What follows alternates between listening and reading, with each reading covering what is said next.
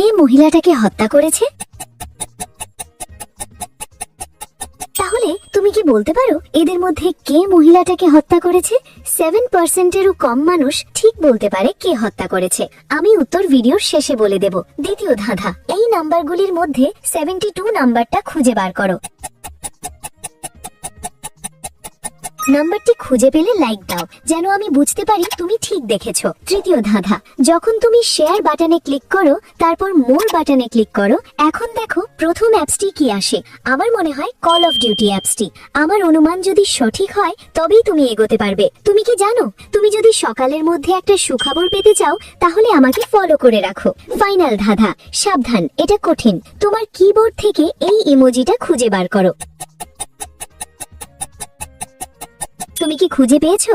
আচ্ছা, প্রথম ব্যক্তির শার্ট ছিঁড়ে আছে আর মহিলাটা তার হাতেই ঠিক সেই অংশটি ধরে আছে যা তার শার্ট থেকে ছিঁড়ে গেছে। সেই মহিলাটাকে হত্যা করেছে।